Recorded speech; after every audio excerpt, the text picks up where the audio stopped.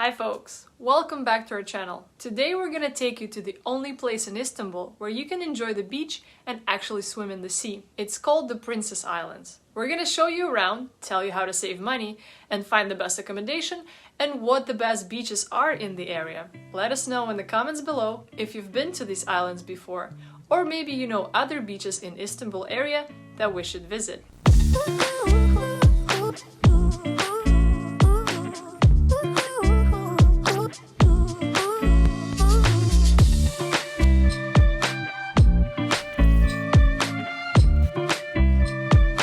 Princess Islands are an archipelago in the Marmara Sea just off the coast of Istanbul. It consists of 4 larger and 5 much smaller islands. The biggest island is called Buyukada, and that's exactly where we decided to go this time.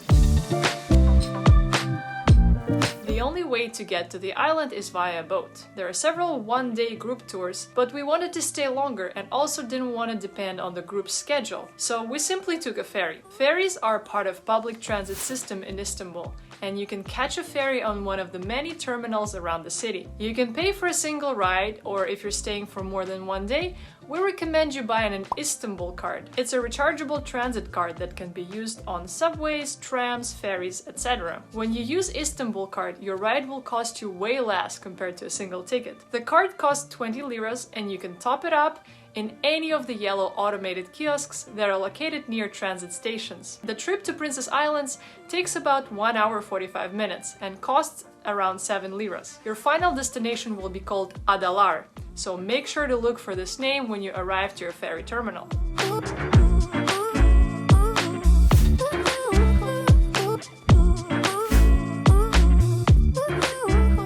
The ferry starts from Kabataş ferry terminal on the European side and then goes to a busy stop on Asian side called Kadıköy, and after that it goes towards the islands. There's plenty of space on the ferry, there's even cafe with decent coffee and snacks.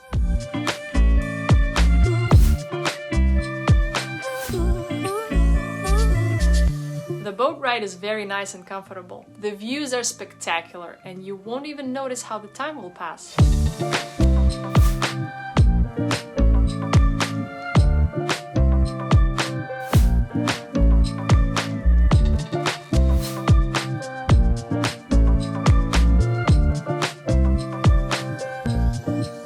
The boat will make a few stops at smaller islands until finally arriving to Adalar.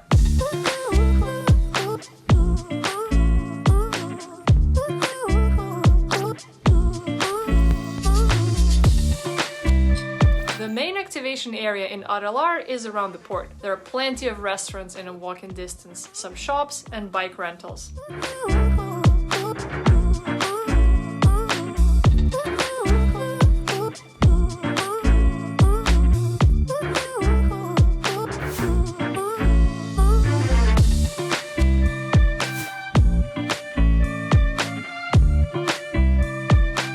Separate resorts further away from the port where you would need to get by a little buggy, but if you're staying there, most likely you will have a transfer. We booked an Airbnb in one of the residential buildings. It's close to the main area but conveniently hidden from the noise. We paid 105 Canadian dollars for 2 bedrooms, 1 bathroom apartment for 1 night. This is a car-free island and the most popular ways of getting around are by boats, bicycles or small buggies.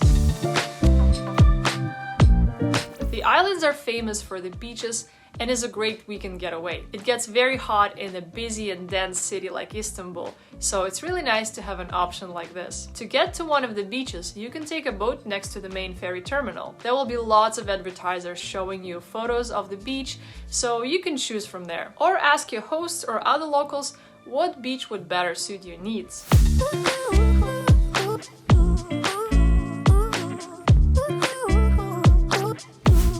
The beaches were not exactly what we expected.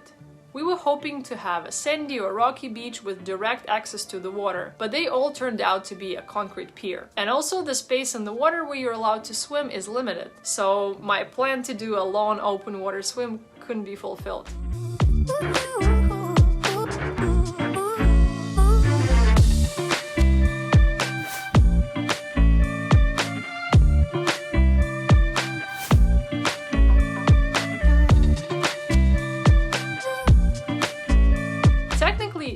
beach clubs where people come to chill, have some drinks, and occasionally dip in the water to cool down. The boats that take you here are free, but when you enter the beach club, you will be asked to pay a cover around 150 liras per person. The last boat leaves at 7 p.m, but since we wanted to stay a bit longer and watch the sunset, we decided to skip the boat.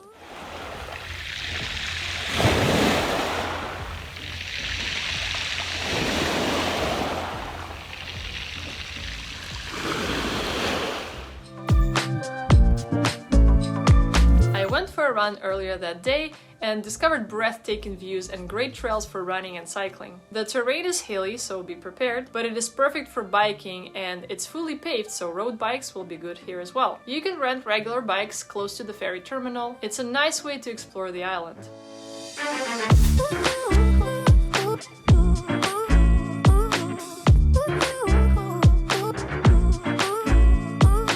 One of the attractions here is the Old Greek Orphanage, which is considered the largest wooden building in Europe. When we were climbing up from the beach, we discovered a Greek restaurant with marvelous sunset view.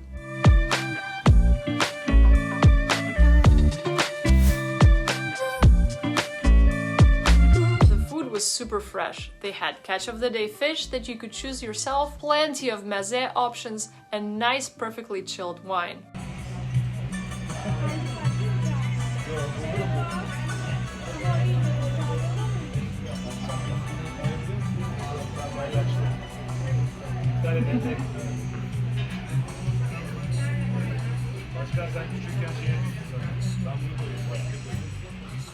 The place gets filled pretty fast for dinner, as it is a prime location for sunset views. We were simply lucky to get there right from the beach and find a table, but it's recommended to book in advance. Dinner for 3 with wine cost us 1800 liras. The restaurant also kindly arranged a taxi for us to get back home. This was a fun ride on a buggy at night.